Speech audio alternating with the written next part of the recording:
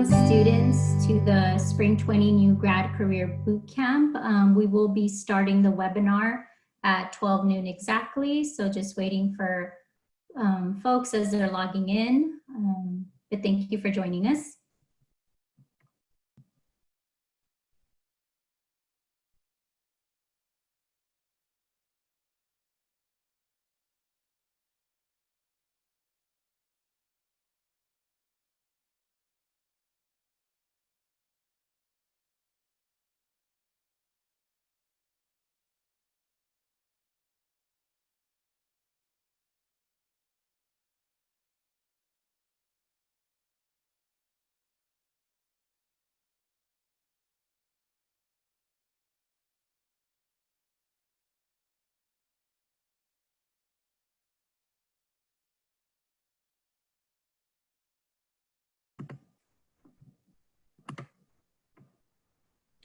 And for folks that are logging in, we are asking to please complete the Google form for us to be able to track attendance and also to follow up with you with resources as well as today's recording. And that Google form is being shared in the chat. So please make sure that as you are logging into the webinar that you open up that Google form and complete that prior to leaving today's webinar.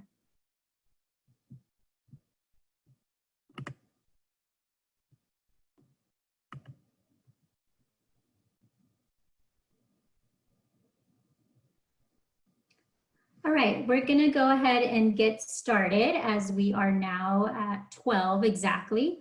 So first of all, I wanna welcome you all from the Career Center. Thank you for being here today to our Spring 20 New Grad Career Bootcamp. We're glad to have you with us today, and we hope that from today you'll be able to gather some great tips and resources to help you all launch your career or as you're further developing your career. We understand that right now are uncertain times, and so we hope that through this webinar you'll be able to get some useful information that you can apply to your career journey. So to get started, first, I just want to reiterate again, and you'll probably hear me say this throughout today's webinar, that we are sharing a Google form in order for you to register or sign in for the event and track attendance, and that is being shared in the chat feature and will be shared throughout today's webinar.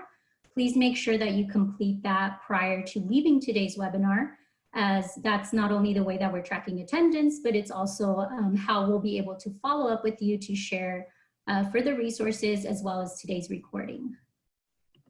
All right, so go ahead and move forward here. So for today, just a quick introduction.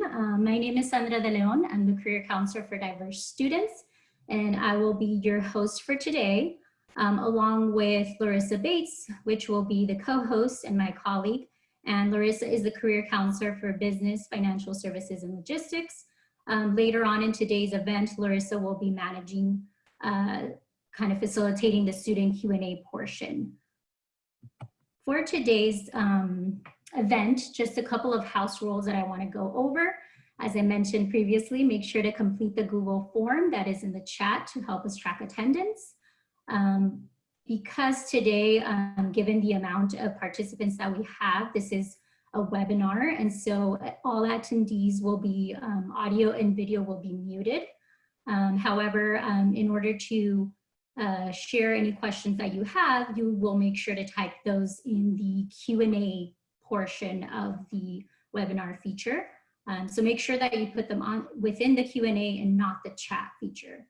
And so Larissa will be moderating those questions along with some of our other team members. And during the Q&A portion, we will read those aloud, hopefully be able to get to as many as we can. If you do have a question specific to one of our panelists, make sure that you indicate who that question is for or if it's for all panelists.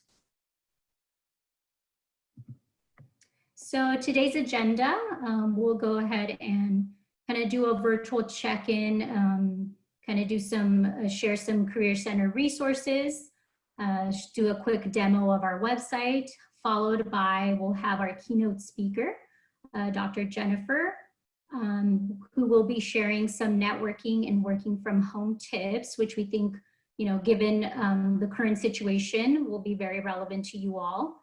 After that, we will go into our audience or panelist Q&A. Or sorry, I meant that will be an opportunity for you all to kind of have some questions. If you have some questions for Jennifer, we will dedicate that time to having Jennifer answer any questions that any of you may have from the presentation that she does. And then after that, we will go into our employer panel portion of the webinar, where we will have some facilitated questions that we will be asking all of our panelists. And then after that will be the opportunity for all of you to kind of ask questions of the panelists. And again, please make sure you enter those in the Q&A portion of the webinar. And then any closing statements. So just to go over briefly some Career Center resources and services. We are operating during the summer, providing virtual career counseling appointments, and those can be scheduled through SJSU Handshake. I do want to point out that previously for our recent grads, you had 1 month after you graduated to still continue to schedule a one-on-one career counseling appointment. However, given that we know that right now are challenging times for you all, and we want to be there to support you, we have extended that to 1 year post-graduation, and that includes our fall 2019 grads and our spring 2020 grads. You have 1 year post-graduation to schedule appointments with a career counselor and kind of make use of some of our online career apps as well.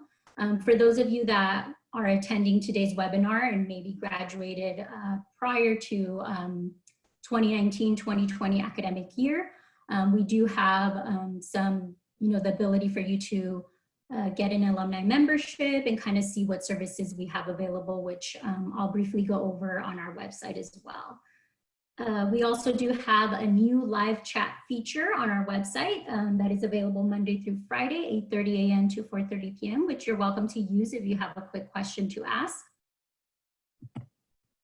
And next, I just want to briefly kind of mention some of the Career Center apps that we have available to students.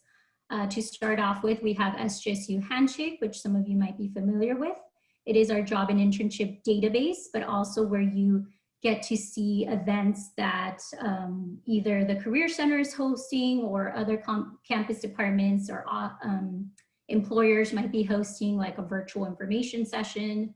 It is also where you schedule an appointment with a career counselor. We also have Focus 2, which for any of you that may be still kind of exploring careers and trying to figure out what career path you may want to go into, Focus 2 is a great resource for that, which provides self-assessments that you can take and get kind of instantaneous results of possible career paths you might want to consider. SJSU Squared is our mentoring and meetups platform where you can connect either with SJSU alumni or other professionals within different industries or fields to get a better sense of their career path, kind of ask questions that you may have. And that can be obviously done virtually, either through video or phone. VMOC is our online resume tool where you can get instantaneous and personalized feedback on your resume. And then Big Interview is our online interview practice tool where you can record practicing common interview questions. And these apps I will show you all as I do the quick Career Center website demo where you can find our various apps. And here is just the kind of homepage, our Career Center web homepage. And I'm going to go ahead and switch over here to having the website pulled up.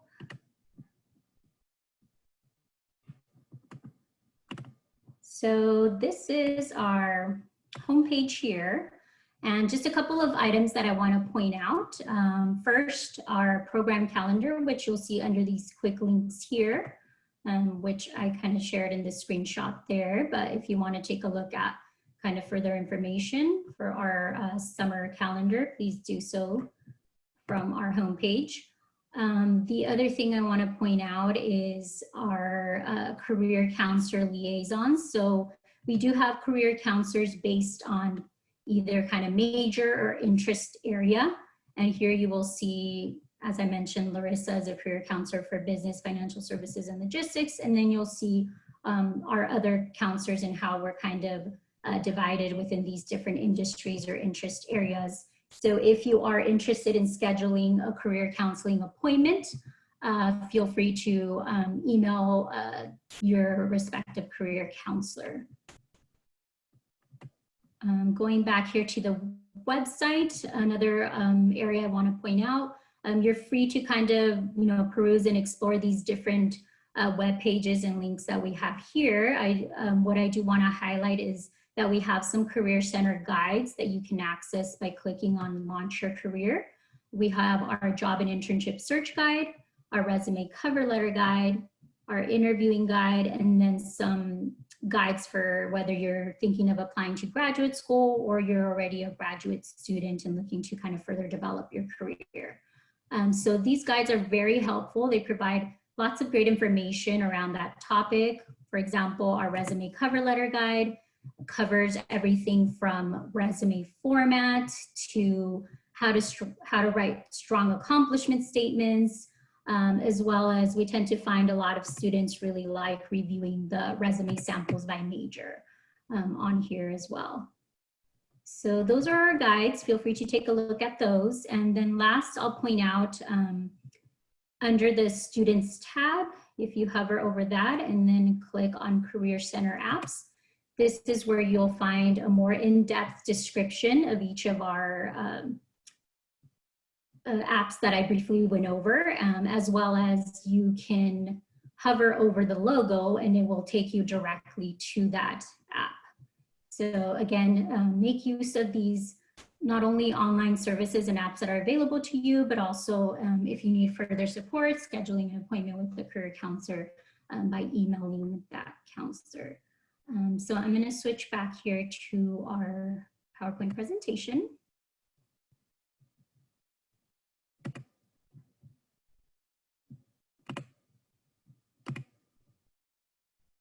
All right, so I know I went over this at the start of the webinar, but just want to reiterate again in case we have other students that just logged into the webinar. Make sure to complete the Google form that is being shared in the chat to help us track attendance, but as well for us to also share resources with you and this recording after. All attendees' audio and video will be muted for today's webinar. However, please type your questions for any keynote or panelists in the Q&A feature of the webinar, and those of us that are moderating will read those out loud at the portion where we are in the student Q&A. And please indicate if your question is to a particular panelist or to the keynote speaker.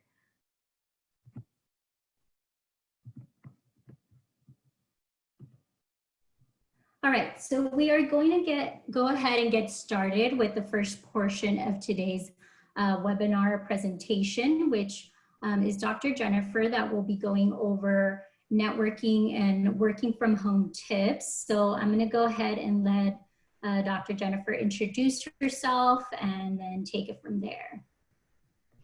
Hi, I am Dr. Jennifer Betchkoff, and I teach out of the Marketing and Business Analytics Department in the Lucas College of Business. So today I am going to talk to you about two things, networking from home and working from home. A couple of things that are both important right now as we go through the sheltering in place during the COVID crisis. So first of all, what is networking? It's extremely important, but what it is it's a cultivation of a long-term, mutually beneficial relationship for future business opportunities or to share information or maybe seeking potential partners for business adventures. It's said that the most connected people are often the most successful. But how do you network from home? And that's what I'm going to tell you today.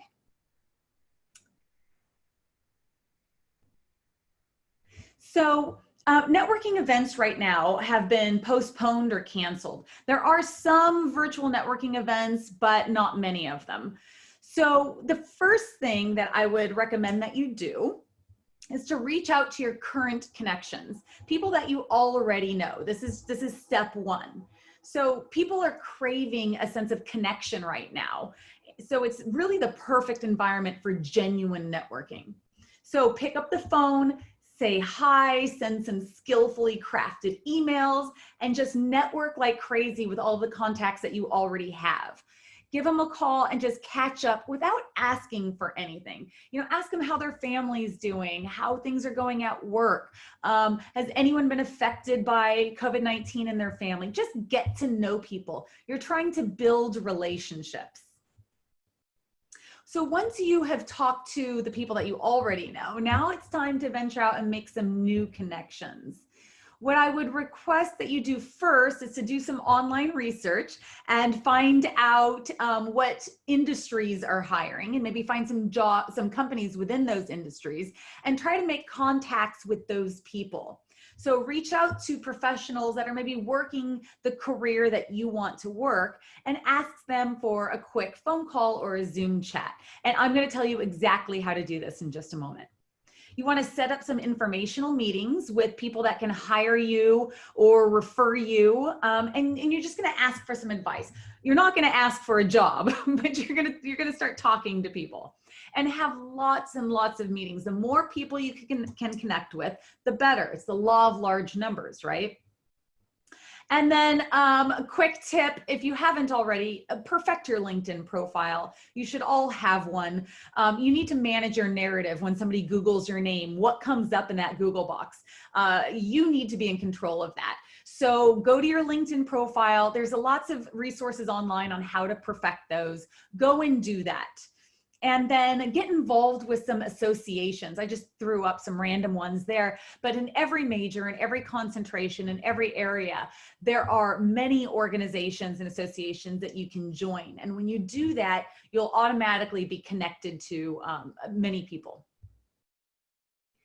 So when you are reaching out to make new contacts, you want to really start with some baby steps. You're going to start with shares and comments. So show your appreciation of any public works that they've done and do it through comments online or social media shares. So when you do this, they start to see your name and see who you are. And this is the way that you start to work your way up to some more individual private contact. You want to think of this as a relationship and take it really slow, because networking is most effective when it's done slowly.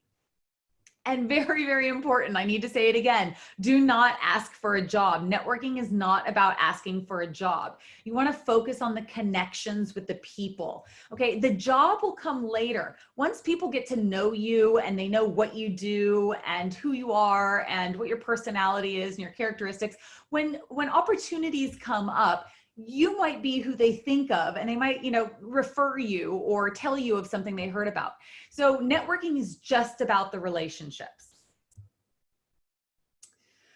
So the scariest part of it all is doing the cold call. When it's time to actually work up to that individual contact. What I recommend that you do from home is you're going to write a nice, concise message with a clear question. Okay, brevity is important. You're not going to write a big document, and you have to have an explicit ask, something that you want out of that email. So when you start with the email, you're going to state a commonality. Like, we're both, alumni of San Jose State University, or we are both members of this association, or we both know this person. And then do your research and share with them what caught your attention about this person. So why are you emailing them in particular? You need to know something about that person. Don't make them feel like you are just, you sent out a blanket email to everyone that works in that company and they just happen to be the recipient or one of the recipients of that email. So make it personal. And then you want to end with a question. So find out what you want, decide what you want out of this contact. Are you looking for resources from this person? Are you looking for references or an informational interview? You want to make that ask very clear and easy to see. So if they're just like skimming the email, they can see when they get to the question what it is that you want. And that question should be able to be answered with a yes or a no. Don't make them have to write a paragraph to respond to it. So it needs to be a very brief email with a yes or a no question. And I will go over some sample letters in just a moment. And then you need to end with thanks. Always show your appreciation. This is an extremely important part of any ask. All right, so I mentioned I would talk to you about a sample letter. So there are many sample letters out there. I took this one off the internet and just tweaked it a little bit. But this is a sample letter or email if you're asking for an informational interview. So what you would want to say is you say, you know, dear so-and-so, I hope you're doing well. My name is, and then state your name, and I am an alumnus of San Jose State or a student at San Jose State. I really admire your work, experience, whatever it is, with whatever the outlet is. I'm interested in finding out more about the area myself and was hoping you'd be willing to provide some insights from your experience. If you're open to it, I would love to video chat sometime soon so I can ask you some questions and learn more about you and your journey, career path, experience, whatever it is. And here's the ask right here. Would it be possible for us to meet via Zoom? I understand that you may be busy, so I'm also happy to pass along some questions via email if that's easier for you. Looking forward to hearing from you. Best wishes. Now, if this is in the days of networking from home, okay? If we weren't in this whole sheltering in place situation, instead of saying, would it be possible for us to meet via Zoom, you might say something like, may I buy you a cup of coffee sometime? So, but right now we're asking for video interviews and phone calls. Now that is if you're just, you know, contacting a stranger from the internet. Now, let's say you're contacting a friend of a friend. So somebody that you know, somebody that you go to school with or you've worked with, knows somebody, and you want to send an email out to them. You would say, hello, my name is whatever your name is, and now state how you know the mutual contact. I work with, I went to school with, I'm friends with, I'm related to, whoever that person's name is. So this is the commonality that you share right here. Who passed along your contact information to me. This person, whoever their name is, mentioned that we share a passion for, interest in, experience with, whatever it is, with that shared interest, and said that you'd be a great person to get to know. So I thought I'd reach out, introduce myself, and let you know that I'd love to find out more about you and your experience with whatever that area is. And here's the ask. Would it be possible for us to meet via Zoom? Looking forward to connecting. Now, next slide. If they do not respond to you, which is going to happen, okay, they don't know who you are, and they're very busy people likely. So you need to send a follow-up email. Now, nobody likes to do this, especially if you've kind of been shunned. This is very hard to do, but it's necessary. You have to send a follow-up email. Wait about a week and then write them back. So you say, dear so-and-so, I hope your week is going well. I wanted to follow up with you to see if you'd be interested in meeting with me. I'm so impressed by, and then here you state the reason that you were attracted to him in the first email. Nothing new, just what you said in the first email. And I'd love to learn more about the key thing that you had initially mentioned. Could we meet via video chat or a phone call whenever is most convenient for you? And then here's where you kind of give them the out. However, I'm sure you're busy, so if your schedule does not permit, I completely understand. Many thanks again. Now, when you send this email, you want to make sure that you put the first email below it. So go through your sent box, email box, find out, you know, that letter that you had originally sent, and maybe forward it and put the new thing above it.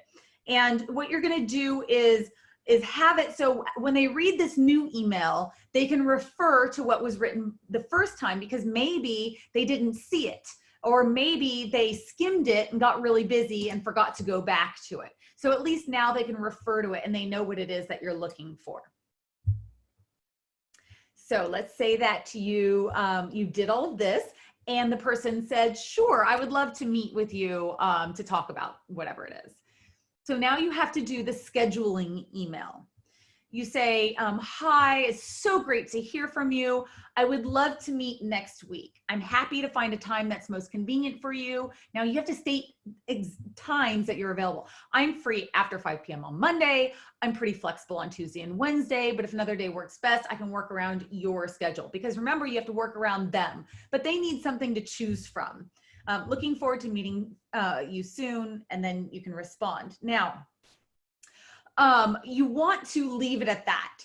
Don't write anything else. You're going to be really tempted to talk about the things that you wanted to talk about, but don't do this. This is just the scheduling email. Leave all of that stuff for the phone call or the Zoom meeting. So that's networking from home. Now, let's say you got a job and you are being asked to work from home. There are some tips for you, and I'm going to go through those right now. First of all, if you're issued a company computer, I need to get this out of the way. That computer is company property. There are some things that you should not do on it. That's shop, game, use social media, do banking. It's not only, and all of this during company time, it's not only unethical, but it can be tracked, especially your banking numbers and passwords and everything. So, and also if you have like a side hustle or a side job, don't do that on your work computer. No looking for a new job. Remember that everything is legally recorded. If you're going to access free public Wi-Fi, do not do it while you're working on sensitive material. Don't let any non-IT colleagues remotely access it.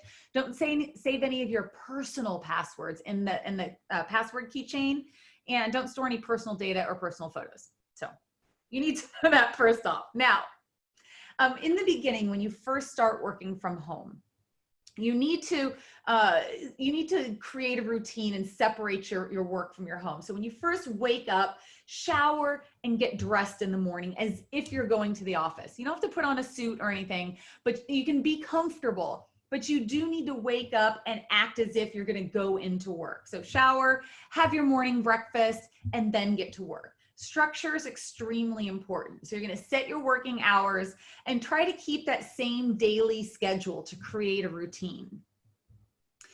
In the beginning, you'll want to create a to-do list of things that you need to get done. After you've been working the job for a while, you may already know what you need to get done day to day. But on that to-do list, you need to schedule your breaks. Okay, those should actually go onto your calendar for stretching, moving around, because you will forget to do that and you'll be seated the entire time. And our bodies need our blood to circulate through our systems. So schedule, going for a walk and schedule meals. So you're also going to forget to eat if you don't. Usually when you're working in an office, you see people get up for lunch, it's time to go to lunch. But while you're working, you may get really involved in what you're doing and forget to eat. So schedule that in there. And if you have any phone meetings or phone conferences that you can take while you're just walking around the block, go and do that, okay, to get some exercise. And if you have roommates or family members that you're sharing your house with, set some very clear boundaries for your work time and your workspace. Now, I mentioned earlier separating work from home. This is very important, and it's very hard to do. You'll find this. When you first wake up, don't sign on the minute you wake up, and don't take work to bed with you when you go to bed. Okay, you want to have those working hours set, and designate a spot in the house that is for your work, and do nothing else in it. So if you have an office, that's fantastic, but we don't all have home offices. So let's say you're using a part of your kitchen table. Use that one end seat or whatever seat it is just for your work. So that's not the place that you're going to sit in when you're eating. Okay, so have your work area set up for just your work. And if you have a door that you can shut, do so. If you need to wear noise canceling headphones, do so. But at the end of the day, after you're finished working, you want to put your work away and leave that workspace. So if you have an office, you leave your office. If you work at a little area on the kitchen table, then you need to leave that area. Pick up your laptop. If you still need to use your laptop, by the way, close all your work apps, close all, anything, all those tabs that were related to work, close your work software, and then pick up that laptop and move it to a new spot. Go sit on the couch if you want to, start surfing Facebook or doing anything else that you want to do, your banking or whatever. Don't do it in the same spot that's your work. And then try not to answer work emails unless they're absolutely necessary, because you're going to be tempted to do that all day and all night. But really try to give yourself that home time with your family or your friends, even virtually, if you're not able to hang out with people because we're in this COVID crisis. But try to create a work-life balance. It's very important. And finally, my last tip to you is to manage isolation. It's so easily to get isolated when you work from home because you work in your house, you live in your house, you don't really have any reason to go out and interact with other people. So you have to take it upon yourself to proactively stay in touch with others. Don't wait for people to reach out to you. Make phone calls and start talking to people of your own accord and cultivate those close personal relationships, okay? Because loneliness can sneak up on you. If you need to write an email to say something, but it could be answered easier in a phone call or a video conference, opt for that because that way you'll have some more social contact. And if you can do so, I really, really recommend that you work one day outside of your home.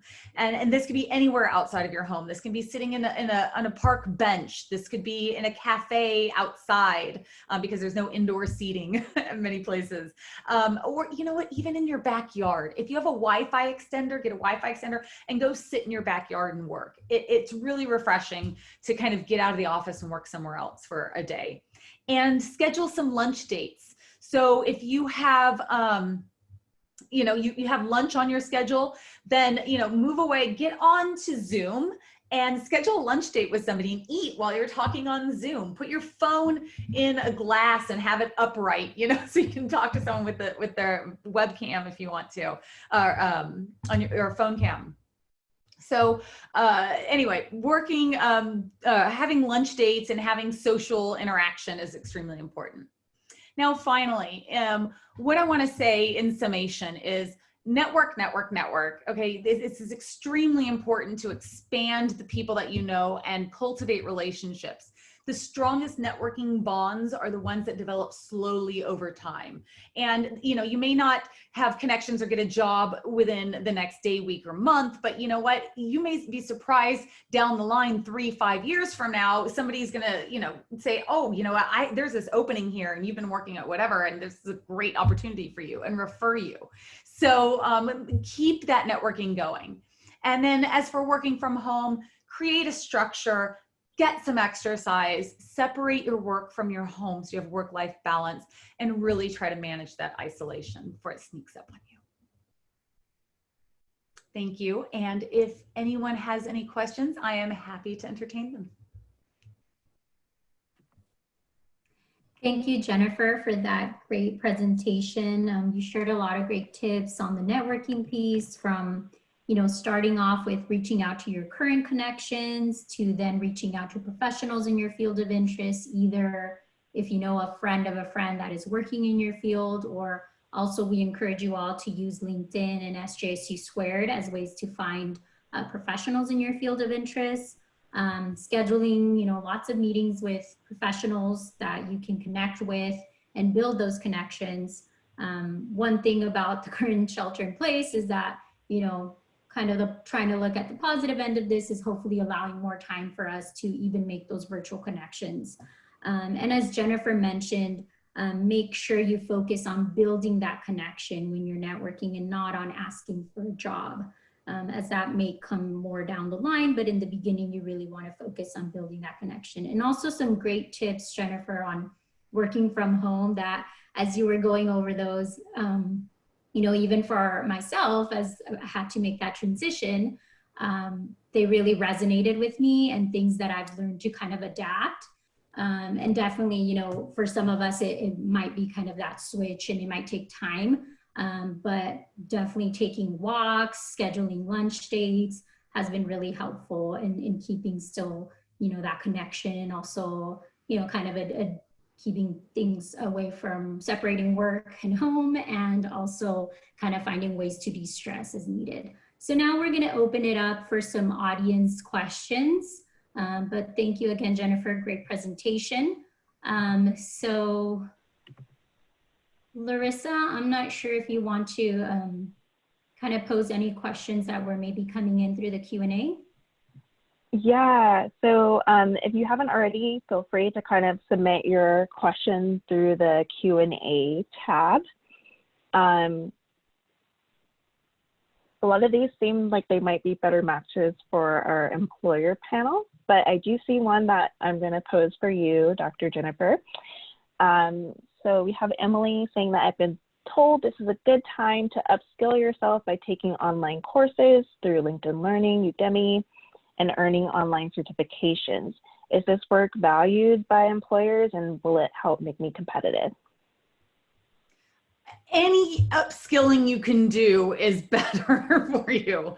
The more that you have in your toolbox that makes you a valuable addition to a company, the better. Because what companies are looking for is value. Okay, you have to provide value. Why should they have you over somebody else? So if you have, let's say you are, I was just talking to a student recently who is an industrial design major, and he's taking a marketing course. If you're an industrial design major and you have some marketing under your belt, I mean, that is invaluable for the company that's going to hire you. So yeah, take all those classes that you can and add them to your toolbox of things that you know. And anything that has any sort of remote job experience or remote that helps you work remotely, such as, knowing the Google Suite, or, Zoom and WebEx, and any sort of online software. Having that in your resume, they'll know that when they're about, when they're looking for a job, that, hey, when you're looking for a job, to say, hey, this person can work easily from home, without as much training. Yeah, absolutely. Great tips to kind of utilize, this space to work on some of those virtual work from home skills and highlight those in your applications. I have one other question that's come through about how to avoid feeling discouraged during the job search process. So I know this is kind of a unique time, so they would like to know if you have any tips on how to stay motivated during this process. Yeah, well, the unemployment rate is insane. What is it? I think the last month it was like 11.3%. I think California is 16 point something percent. And everyone's kind of going back to school to upskill right now to make themselves more marketable, because there are fewer jobs, and you're just going to have to apply more jobs. And I would not recommend just throwing your resumes out to all the hiring bots there are. I would recommend making personal connections. So the more people you can talk to, they'll give you tips, and those tips will motivate you to talk to the next person, and to, maybe go in another direction of some things that you hadn't thought of, or talk to people that you hadn't thought of talking to, or go get, additional skill sets that you may not have thought of. So keeping going, but through those connections with people, talking to people, is going to really help you. Awesome. All right. So I think that is all the questions, but feel free. I'm sure you're okay with folks reaching out to you directly, Dr. Jennifer? Absolutely. My email address is jennifer.betchkoff@sgsu.edu. Shoot me an email and I would be happy to talk to you. Awesome. Well, thank you so much again for joining us. And I'm going to pass it back to Sandra. Thank you for having me. Thank you, Dr. Jennifer. Again, awesome tips for our students regarding networking and working from home. If any of you have any questions that maybe you didn't ask now, but that come up later, Dr. Jennifer mentioned she's open to you reaching out to her, and shared her email. If you don't mind, if you would like to share it also within the Q&A feature or chat, Jennifer, feel free to do so. But we will go ahead and move on to the next portion of today's webinar. But once again, we greatly thank you for your time, Jennifer, if you would like to stay on. But if you have other items to take care of, again, we just want to thank you for your time and the information that you shared with all of our students today. All right, so before we kind of do introduction of the panelists that we have for today's webinar, aside from our keynote speaker, I just want to reiterate again to please make sure that if you logged in not that long ago and have not filled out the Google form, that is in the chat feature of the webinar. Make sure you click on the link, the Google form link, and fill that out, as it helps not only us track attendance, but to be able to follow up with you to share additional resources as well as today's recording. So make sure you get that done before you leave today's webinar. So now moving on to the panelist portion of today's event. I'm going to go ahead and have our panelists introduce themselves by sharing their name, major, their job title, the company name, and to briefly describe what you do in your current position. So why don't we go ahead and I'll just kind of go across the names here. Why don't we go ahead and get started with Stacy. Good afternoon, everyone. My name is Stacy Caceres, and I am a talent acquisition manager with Enterprise Holdings. I majored in liberal studies and graduated from San Francisco State University. I've been with the company for about 15 years, and in my role, I oversee all the hiring for the South Bay all the way down to Monterey County. I mainly recruit for a management trainee position, as well as customer support positions for our airport location, or San Jose Airport. So I'm really excited to be here today. Thank you, Stacy, for the introduction and for joining us today. Thank you. We'll move on to Amanda. Hello, everybody. My name is Amanda King, and I am a recruitment specialist for the Sherwin-Williams Paint Company. I was a psychology major and graduated from Sacramento State. I started with the company, I've been with the company for 8 years, and started as a manager trainee and have held a variety of different positions with the company. And I've been in my current role since September. I recruit for our early talent programs, specifically our management training program, which is entry-level post-graduation, getting into management and sales with the company with opportunities for growth post that position. Happy to be here today and answer some of your questions. Thank you, Amanda, for joining us as well. We'll move on to Rod. So Cedar Rodney is not able to join us at the moment. So if you want to move on to Colin. Okay. Colin? Hello, everyone, and welcome. Congratulations on graduating during a very unusual time. My name's Colin Ritchie. I'm Vice President of Industry Partnerships at Adventest. We're a tech company, based here in the South Bay, specifically focused in the semiconductor equipment space. My role currently involves industry outreach, so developing partnerships with third-party organizations, with customers, and most recently added university and college outreach. So happy to be here and looking forward to the conversation in the next 30 minutes or so. Thank you, Colin, for the introduction, and we're happy to have you here as well. Whoops, sorry about that. And last but not least, Olivia. Hello, everybody, and thanks so much for having me today. So my name is Olivia Collini, and I'm currently an HR specialist in university recruiting with Ross Stores, or better known as Ross Dress for Less. I've been with Ross for almost 4 years, and I started off as an intern from college and then made my way through store management, and then now at the corporate office in HR. And I went to the University of Arizona, and I studied business management with a minor in global business, so essentially just business for the most part. But I love to travel, which essentially was what my passion was coming into this role. So in university recruiting, I handle our internship programs for our stores and also our corporate internships. And I handle markets all over the US. Our 6 key markets are Northern California, Southern California, Chicago, Texas, Florida, and Philly. So kind of all over the map there, but overall just helping with our internship programs. So thanks so much for having me. Well, thank you all to all of our panelists for the introductions and again for taking the time to be here today and share some of your expertise, tips, and best practices with our students. So we're going to go ahead and move forward here to the, so we already went over this question, so we'll go ahead and move over to question number 2.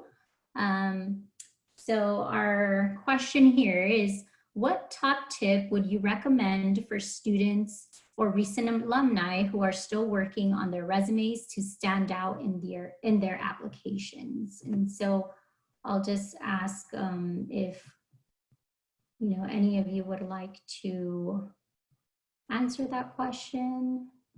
So Olivia, I see you raised your hand, so we'll go ahead and go with you first.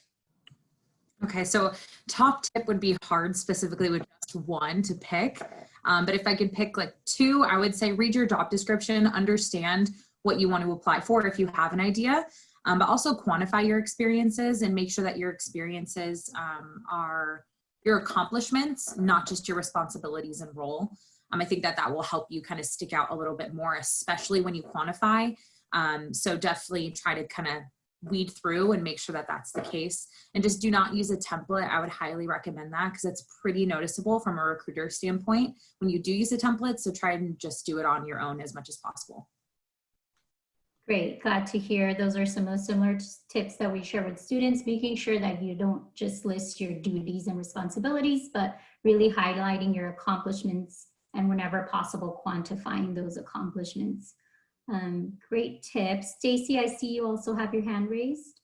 Yeah, so a lot of recruiters spend about 6 to 10 seconds reviewing a resume. So one thing I like to tell students is that it's really important to keep your resume to 1 page. Couple other things I look for when I review resumes are relevant experience. So to Olivia's point, making sure that you're reviewing the job description. I also look for clear and concise formatting. I like simple layouts, which are easy to read. I don't think there's any need for graphics, extra lines or columns. A lot of companies nowadays are utilizing automated applicant tracking systems to scan hundreds of resumes. And a lot of those fancy resume templates aren't picked up by those applicant tracking systems. So I'd hate for that to be a reason why, an applicant gets passed up for an opportunity. And then you also want to make sure, like I look for efficiency in a resume and that it's short and to the point. You want to make sure that you include accomplishments that truly made an impact versus your job duties and responsibilities, because it shows the hiring manager that you're results driven and have the drive to go above and beyond the job requirements. Great, thanks, Stacy. So definitely keeping your resume format concise and clear. And as you mentioned, also trying to keep the information condensed, but really highlighting still your key skills or accomplishments. In terms of format, I know you mentioned kind of, we recommend the same thing, kind of keeping it clean and simple for the most part. For some of our other students, and I'm not sure what you all recommend as well, those of you that are kind of on the recruiting side, those that are graphic designers, we do suggest they have more of a stylistic resume, just given their field. But pretty much all other majors, it's not necessary. I'm not sure if that's kind of what's in alignment with all of you. Colin, I see you have your hand raised.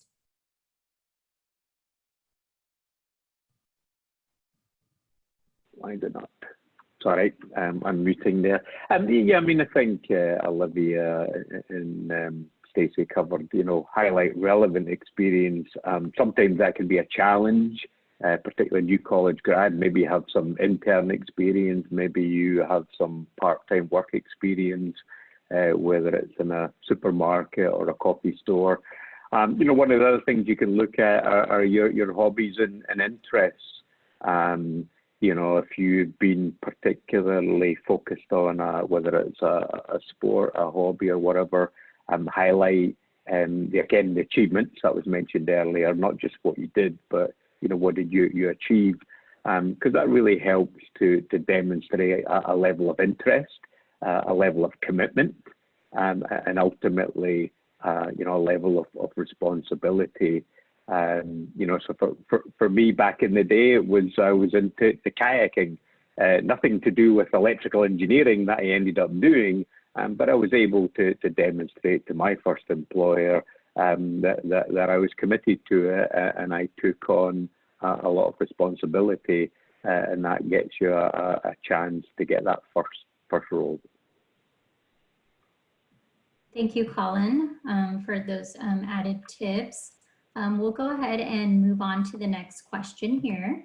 So, any advice or tips you would give to students searching for jobs or internships given the current health and economic situation? Amanda, I see your hand raised. Yeah, so it can be a really difficult or different situation, right? Where, with unemployment being what it is, you're struggling to find that job.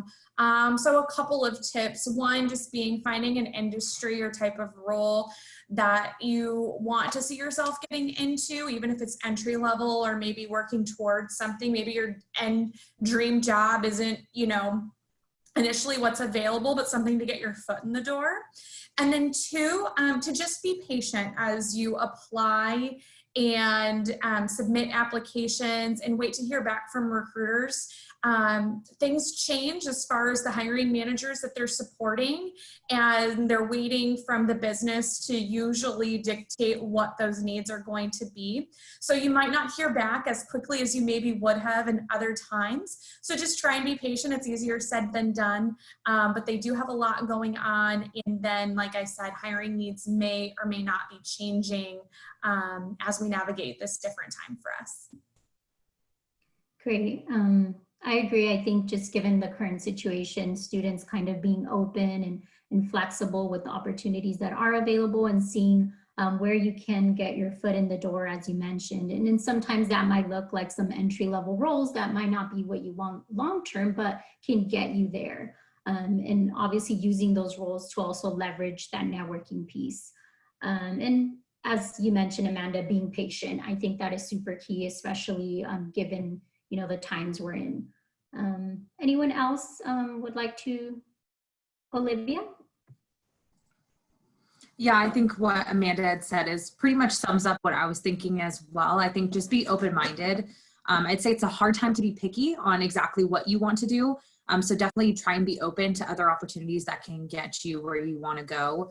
Because keep in mind, during COVID, a lot of companies have taken budget cuts. So not the normal positions that would be available are available right now. So just think about what could take to get you there. And I always say, try something new. You never know. I feel like the best advice that was ever given to me was just always stay open to new career opportunities and just never say no, because you never know what can happen. And one thing that I think has been really exciting is a lot of people have tried connecting with me, and I've noticed that in their profile picture, they have a new banner, I'm assuming, which you can put onto your profile picture that says #open-to-work. So I'm assuming this is something new on LinkedIn. So if you are looking for a job, go ahead and add that into your profile picture. It makes it so much more readily available and visible for a recruiter to see that you're currently looking for work in a certain industry, if that makes sense. Great tip. I had not heard about that kind of, I guess, hashtag movement there, but that's something great to kind of put on your LinkedIn profile as well. And as you mentioned, Olivia, also just being open to different opportunities, especially during this time. Colin, anything else you would like to add? Yeah. I mean, I think Jennifer's keynote earlier touched on probably the most important one, the networking. And obviously, most students today are very adept at networking online and through mobile. Certainly leverage friends and family contacts, acquaintances, when you're trying to stand out from one of 1,000 or more. getting a personal reference from someone that knows you helps. And then I would just add, be open to sign up for online workshops and events, particularly in an industry area that you're interested in. So I mentioned I'm in the semiconductor industry. It just so happens that the biggest event in our annual calendar takes place next week, Semicon West.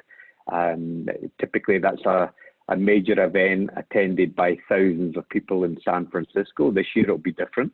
It will be virtual, online for the very first time, July 20th to 23.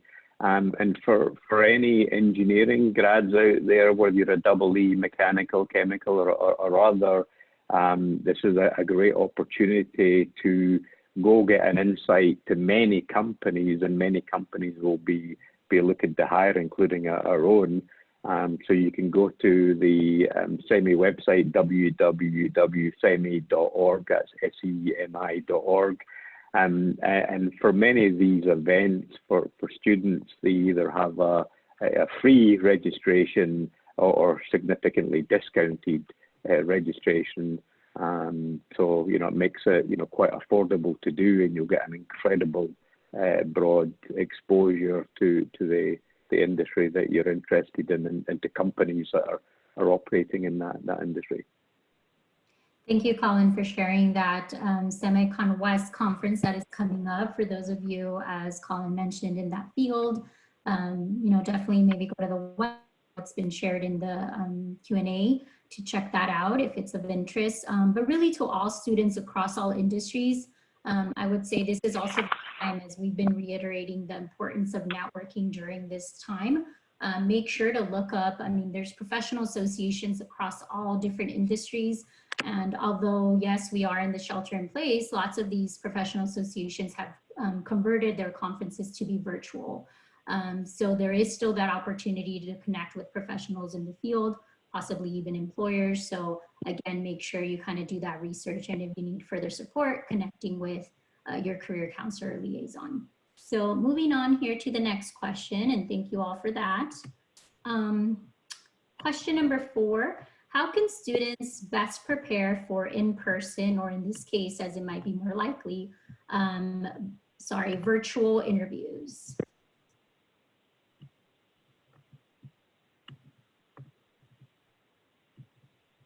Amanda? Yeah, so I would say treat them just like you would an in-person interview. Do your research beforehand. A lot of those questions are probably going to be the same that they would have been in person. And, even though it might be a video call, it might be in your own space or at home. Try and find a quiet area with a good internet connection, so that way the call is as seamless as possible. Dress to impress doesn't mean that we shouldn't not be looking professional and making that first impression. And then get used to talking to your computer and not having anybody looking back at you, especially if you're giving a presentation or you're showing a portfolio or a business plan. Sometimes you may not be able to see that other person on the receiving end. So getting used to talking into your webcam and having those answers without someone looking back at you. Great, thank you. Yes, those are great tips. And what we also say at the Career Center, treat it as you would an in-person interview, dress for success, also just kind of dressing the part puts you in that mindset.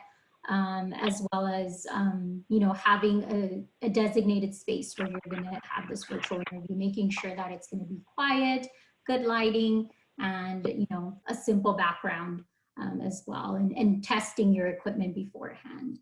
All right, so, okay, I don't see any other hands here raised for that question, so I'll go ahead and move on to the next.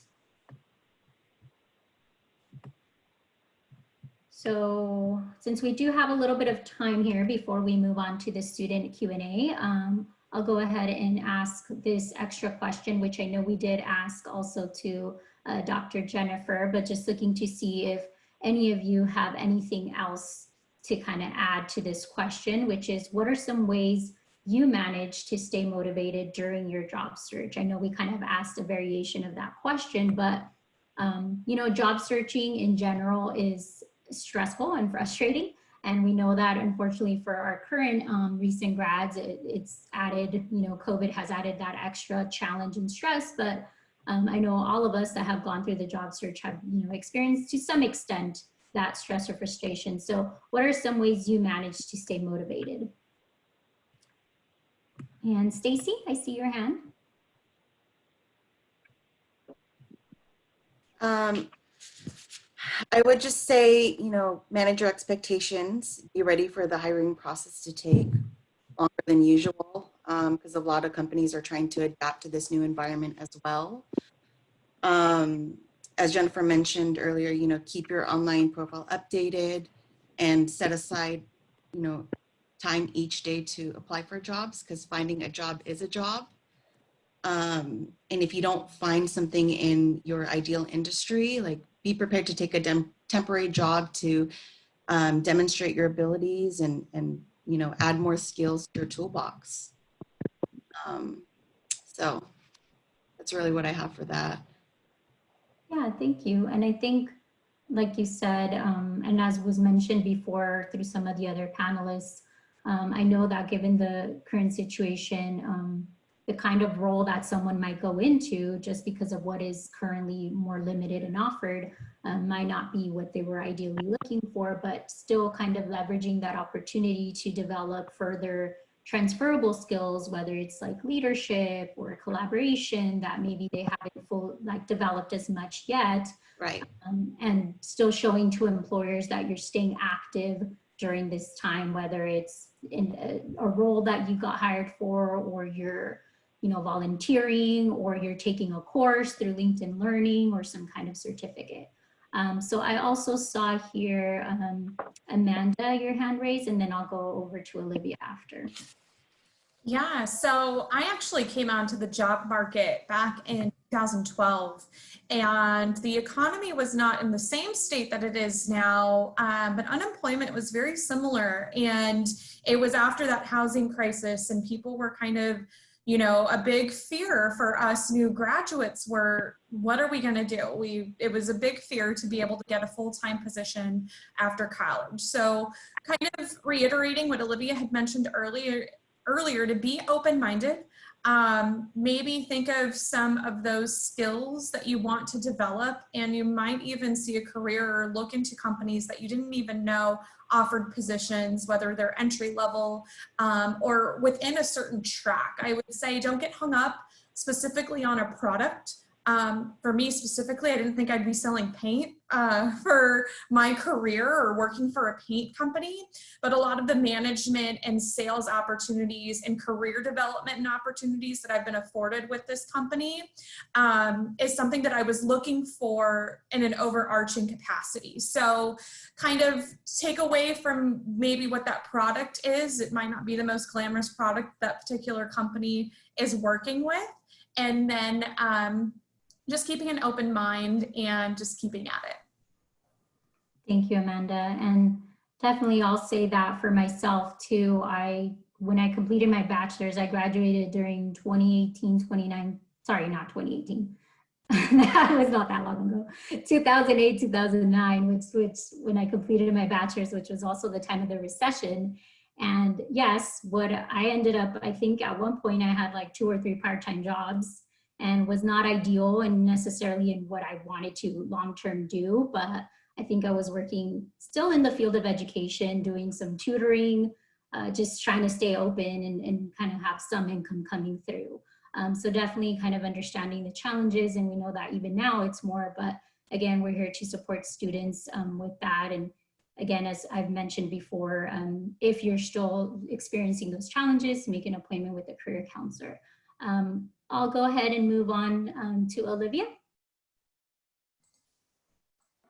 So I would say along with everybody, I think the one thing to understand about the job search in general is understand what you would want in a role specifically. So what are those qualities, like I know a couple people have mentioned prior, but also identify what are the must-haves and what are the nice to haves. I think that's a good way to outline it for yourself as far as like making a list, whatever is easiest for you. And I think as far as staying motivated, it's probably going to happen that you might get turned down from a couple roles. And I think that has happened to everybody in their career, especially myself. So I think you just have to tell yourself, as far as motivation, it just wasn't meant to be. And that the next thing, or maybe one thing after that, is it's going to come, and that's when you are ready for that role. And I think I always taught myself that if I didn't get a position, I always tried to ask the recruiter or whoever I was in contact with any feedback from your interview, if they have anything from the hiring manager, or just reflect upon yourself, because you can usually feel when an interview was good or not good, or when you just didn't feel like you were prepared at the time, and then try and nail that. Actually practice on your own, just try and stay motivated, and also just refreshed on interviewing skills and all those other things that come with it. And I just think that that's probably the best way to stay motivated, is just know that there's going to be something else there on the horizon. You just have to be patient during this time. That's a great tip. I think following up, like, let's say you do get to land the interview, but you don't make it through to getting the job offer, asking the recruiter or recruiters who interviewed you if they're, open to giving you feedback in regards to either your interview or, something else, and, using that feedback to just further improve. And also, again, if you're not sure, maybe if you're sending a lot of applications but not getting any responses, that might be a red flag to maybe take a look at your resume, your LinkedIn profile, have those reviewed so that they're really polished and ready to go as you're submitting those applications. And last but not least, Colin, I saw your hand raised as well. Anything else you would like to add to this question? Yeah, I would echo the sentiment of the other panelists, that be open to anything new. By all means, plan. You may have a grand plan for your studies and for your first job after, but recognize even the best plans don't always work out. Something I found over my career is, I'm an inherent planner. But the biggest career changes happened opportunistically. So be prepared. By all means, look around for different opportunities, and be prepared to take, one or two chances. I think a lot of the time your next job is most likely to come from your current job. I started off working in a supermarket, stacking shelves. Through that, made a contact that got my next job, which got me an internship, which got me my first full-time job in engineering, which ultimately led to a 20-plus year career, which is still going. So each and every experience that you can get helps prepare you to do well in the next experience, and ultimately will lead to success. And do things that interest you. Even stacking shelves in a supermarket, you can kind of make it interesting and find ways to do it differently and make it better. Definitely a great tip, and I agree. I think oftentimes we don't think about how this role that we might see as unrelated to our long-term career goal can also help to leverage and help launch that career as we, either further kind of move up in that role, or whether we make connections with people in that role that kind of help us to move along in our career path. So great tip. So now at this portion, just want to thank all our panelists for answering these questions and sharing your tips and best practices. We're going to go ahead and move on to our student Q&A portion, as we do want to allow time for having some of those questions that were coming in answered by you all. So I'm going to skip here our extra questions that we have, and then move on to the audience Q&A. And for this portion, I'm going to hand it over to my colleague Larissa to facilitate this piece. Awesome. Thank you so much, Sandra. So we have lots of questions that have come in. We'll try to address as many as we possibly can. If we're unable to get to your question, I would encourage you to follow up with either us at the Career Center by emailing careerhelp@sjsu.edu, or we'll be following up and kind of sharing information for the panelists that are open to reaching out to you kind of directly. So with that being said, we'll follow the same format. These will be open to any of the panelists to kind of answer. If you would like to, just raise your hand. If you don't have anything to kind of add to that question, don't feel like you have to kind of respond. So we have lots of job internship search questions come in, so I can tell that that's very much at the forefront of our students' minds right now. So hopefully you guys can help provide some advice in that arena. So the first question that I have is, most entry-level jobs are requiring 3 to 5 years of experience. How does one compensate for the recent gap due to little experience?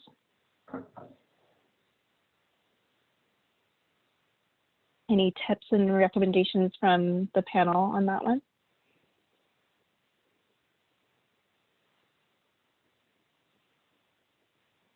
Colin, if you want to go ahead and take that one. Yeah, I mean, it's a catch-22 as a new college grad. How can you be expected to have 3 to 5 years experience? So yeah, I think that maybe that one is put back on companies and hiring folks to be a little more realistic in terms of that. There is an expectation today that most people will have had some experience through an internship or a part-time job. But you know, I go back to my previous comment. You know, if you don't necessarily have direct work experience, find another way to demonstrate that you're a good person to be hired by that company. Talk about a hobby, talk about an activity, talk about a passion where you've shown a high level of interest, a high level of commitment, and a high level of responsibility, and how you made that better. You know, most often than not, you know, skills and capability that you've demonstrated in your extracurricular activity can be directly relevant to how you'll perform when you start working. I for one, when I'm hiring people, I look for the 3 A's: ability, application, and attitude. You've clearly demonstrated an ability through your studies, through high school and college, so that box is checked. Application, you demonstrate that through your hobbies. You know, how did you apply yourself? What did you do? And then thirdly, with a positive attitude. With a positive attitude added to ability and application, and you can achieve whatever you want to achieve. Yeah, those are some great tips, right? So maybe kind of looking beyond just the experience piece, right? Because ultimately employers are looking to hire well-rounded people, right? They want people that fit in with their team and have the right kind of mindset to learn and grow. So thank you for kind of sharing that, you know, it's not just kind of like the experience, right? Amanda, would you like to add something to this one as well? Yeah, I'd say don't look at that experience as maybe 3 to 5 years of full-time experience.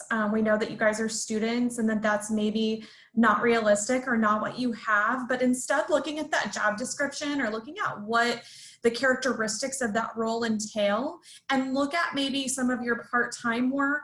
Look at your clubs and organizations that you're involved in.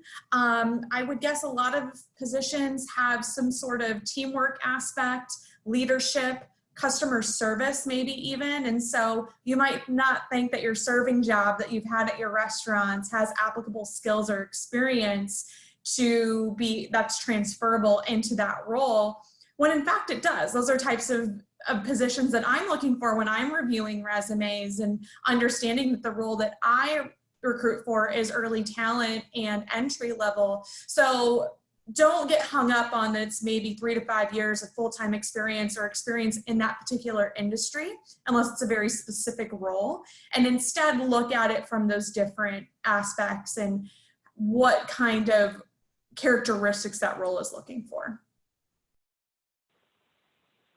Great advice. And I love that you mentioned kind of like it may not be, you know, full-time experience, right? So you can kind of, you know, piece together some of your hobbies, your club activities, and your kind of school projects kind of all together to kind of answer that as well. All right, thanks, Amanda. And then Olivia, did you have something to kind of add as well? Yeah, kind of going off what Amanda had mentioned, that I mean, even if you don't have that 3 to 5 years of experience, like that's okay. I wouldn't say it should turn you away from applying to a job. And say you do apply and it just doesn't work out. Think of something else that might lead to that role. So if you see somebody on LinkedIn that's the recruiter or a general corporate recruiter or whatever that might be, reach out to them and maybe ask if there's another role that's applicable, that maybe with less years of experience that might be maybe quote unquote more realistic for that. Just think about ways that you can kind of work your way up. I think a lot of people nowadays are scared to work from the bottom up, but sometimes I think that's just realistic. That's something my parents always embedded in me. And I think for myself and my career path, yes, I wanted to do an internship, but did I want to come out of college and be in retail and be an assistant store manager? No, that wasn't my ideal job. It wasn't at the time. And I'm just being totally transparent here. But I knew that the one thing that I wanted to do was be a university recruiter. And what did that take to get there? And that was 1, to understand the internship program, and 2, to understand retail. And that was to be an assistant store manager, to be a store manager, to work the day-to-day, to know what it takes to get there and to be able to recruit for something like that. So I think break down that role and think of what are the ways that you can get there and maybe apply for those roles instead in the meantime. Just be patient. I just, like always, and especially within COVID, just be patient and be willing to work your way up. Yeah, and thank you for kind of being, forefront and sharing kind of your own journey. And I think that's very true that, maybe your first position is not kind of your dream job, but there's still skills and experience that you're getting from that will potentially get you to where you want to go. And I like the tip of being creative and kind of reaching out to employers and trying to figure out like what are kind of some of those stair steps that maybe you can take to get to your long-term goal. All right, so I'm going to move on. So more kind of questions kind of around the process of searching for positions. And maybe Colin can kind of help with this one. But the student's been having a hard time finding an engineering position. Is it wise to take a technician role with lower pay to get experience, or just be more patient? I think the short answer for me would be yes, absolutely. The number of times you go in, and again, it was mentioned earlier, you take on any role. Olivia talked about it. Be prepared to start anywhere. We in my own company, I know we've taken on, we took on someone who worked on our reception, because they couldn't find the job that they wanted. Turns out they had a particular aptitude in the marketing area. We got to see them working for 3 to 6 months in the reception. They built up a network, they built contacts, and they now work in our marketing department. By working as a technician, you'll get some very, very relevant and practical experience. But much more importantly, you'll make connections within the company. One opportunity would be to be hired in that company as a full-time engineer, which obviously would be desirable. But equally likely is that you'll make some connections where one of the engineers in the company has a friend who works for another company who are looking for a young new college grad engineering level position. And so it's a great direct networking opportunity. A big believer, waiting for things, yeah, but by all means, don't sell yourself short. But you're much better doing than waiting. Yeah, and thank you for kind of taking that one on, Colin. And I would just kind of reiterate, right, like the stair stepping, right? There might be, skills that you're gaining from that experience or connections that you gain from that experience that'll help you get to your long-term goal. All right, so we have a question that came in about interviewing. So they are wanting to know, in an interview, they know it's important to ask questions about the position that they're applying to. From your perspective, what is the best question that you've been asked? And what question would you recommend that students ask? All right, I see Amanda raised her hand right away. Yeah, Go ahead. great questions. You know, you kind of get stuck on what, I know I'm supposed to ask questions, but what questions am I going to ask this recruiter?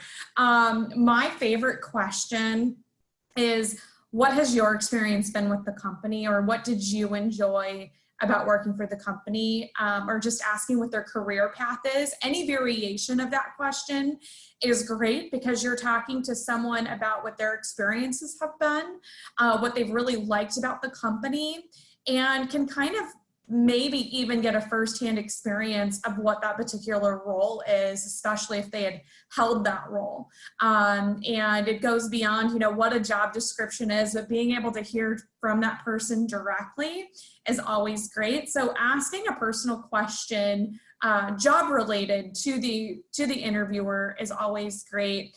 And then any clarifying questions, I would say that as you look through the job description or take notes during the interview, and if there's anything that piques your interest, or you want more clarification about, or want to dive deeper into a particular topic, that's always great too to ask. Great, some awesome tips there. Olivia, did you want to share some advice for that as well? Yeah, one of my favorite questions that I've actually been asked a couple times, which I actually enjoy answering, which a lot of people might be scared by, but what's your favorite part about the role? So if they have, like Amanda said, any experience in that. So one, what's your favorite part, and what's your least favorite part about that role? Or what would somebody in that role probably maybe not enjoy as much? I think it's kind of an interesting question just to see both sides, and to think of yourself as somebody who could potentially be in that role. You have to see best of both worlds, right? So you have to see both sides of it.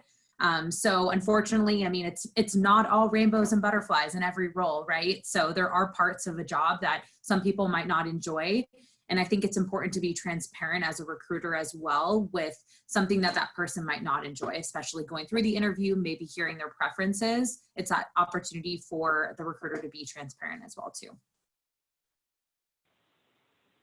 Yeah, that's really kind of good advice, right? Kind of both Amanda and Olivia are kind of sharing that it's both ways, right? You're not just kind of being interviewed, right? You're also assessing if that company is a good match for you, and kind of hearing some of the feedback from the recruiter on what that experience is like can maybe give you some pre-warning of what you're kind of jumping into, right? All right, so we do have another question about like interview process. It's a little bit more specific. You guys probably get a lot of these, which are kind of follow-up emails.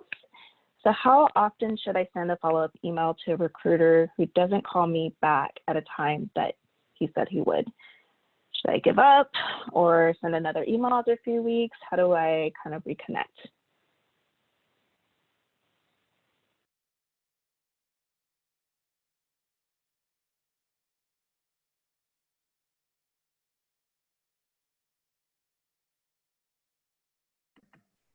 You're muted, Larissa.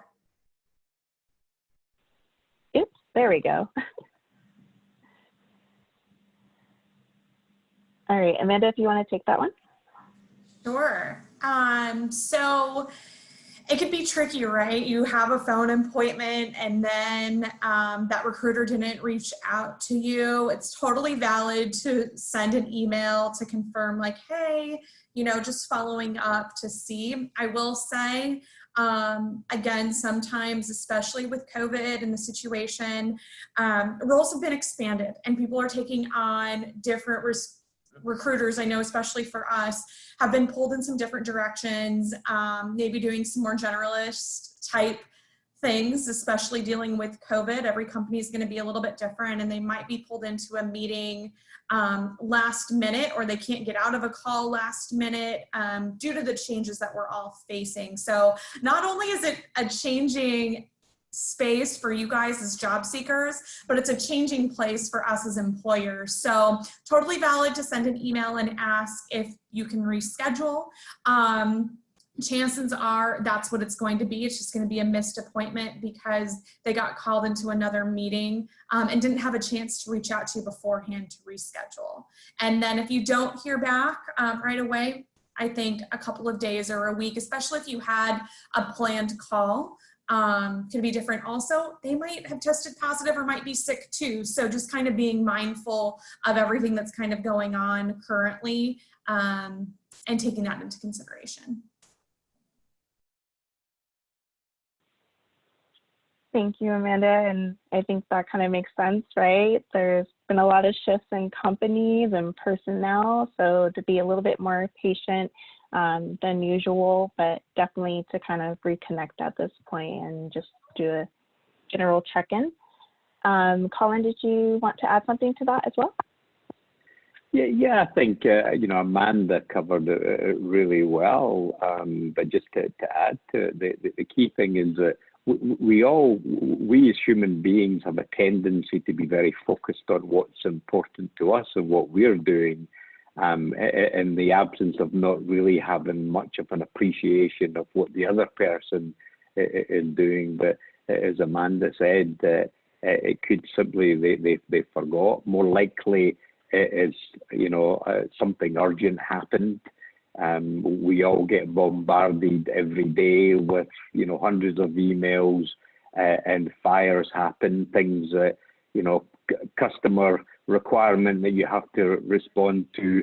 Hate to say it to your students, but that can take priority at the time, and unfortunately we try not to, but appointments do get missed, or simply there's some sort of family emergency or illness. So there are genuine reasons why appointments get missed, and most people will completely understand if they do miss an appointment and you follow up with them, and more likely than not they will reschedule with you.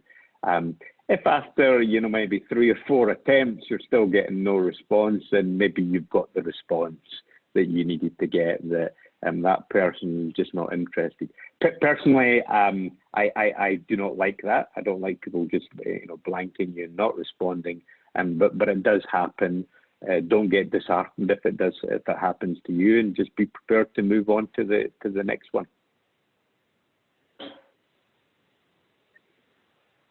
Great. Yeah, I think that makes perfect sense, right? Like, even sometimes a non-answer is an answer in some ways, but definitely to kind of reach out and be understanding that, we're all human beings, life happens, things come up that are out of our control, to kind of have that empathy as well.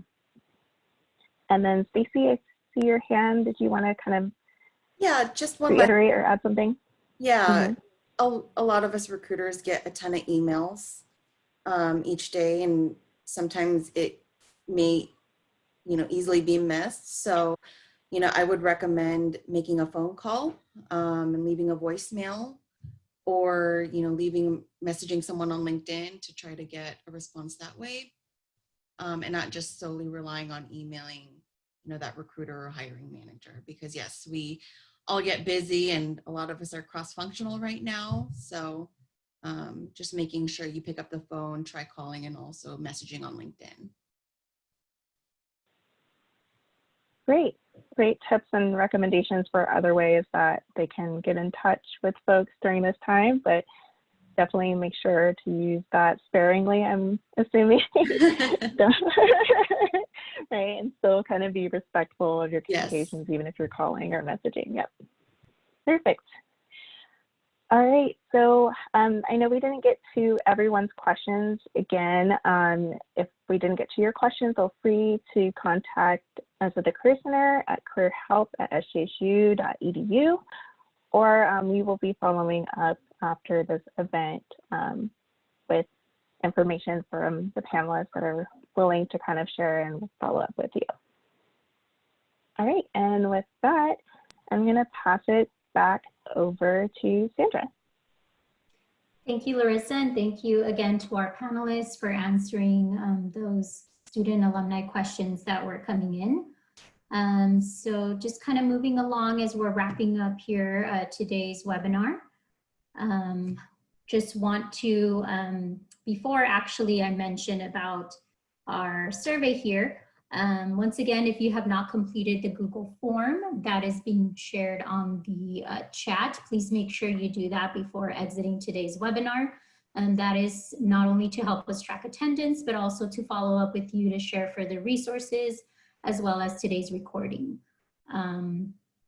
We also want to make sure that we like getting feedback from you all in terms of what kind of programming is beneficial and useful to all of you students or alumni, as well as like maybe what was helpful for today or what else you would like to see. So we highly encourage you to please complete our survey, which you see the link here. It's bit.ly/CCSJSU Bootcamp. Feel free to, if you wanted to take a screenshot of that or kind of type it in your web browser so that after today's event, you take some time to complete it. It's just a short survey. We also will be sending the survey link in the follow-up email with the shared recording. So please make sure to get those 2 items done, the Google form attendance, as well as the short survey. And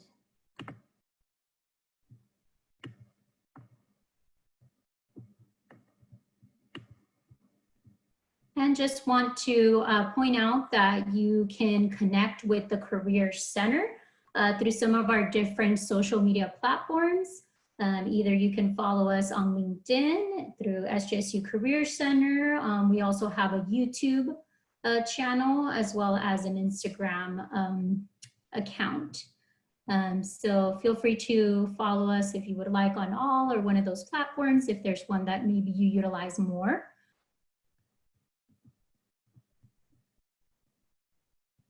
And then I believe that is it in terms of what we wanted to cover for today's webinar. Again, we thank you all for attending today's webinar, to our students, alumni, and again, congratulations on graduating, and just want to reiterate once more that we're here to support you.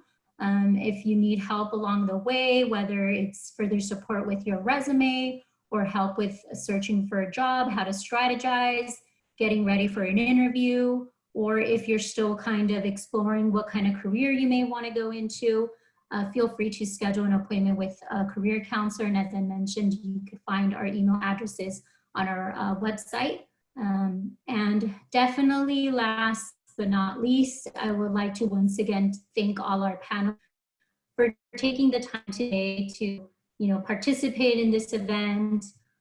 Your tips, your expertise, your advice is invaluable to our students, especially during these times. So we really thank you for taking the time to be here with us today. It is much appreciated. And on that note, we're gonna go ahead and close for today's event, and just we'll stay logged in for 1 more minute here. Again, if you did not complete the Google form attendance or the survey, make sure you kind of open both of those up to make sure you get those done hopefully by end of today. And we will follow up, we will definitely follow up with today's recording, as well as sharing the PowerPoint slides. Thank you guys for having us today. We really appreciate it. Thanks so much. You're welcome. Thank you, Olivia.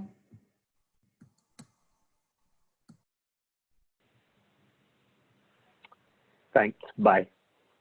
Thank you. Bye. Bye.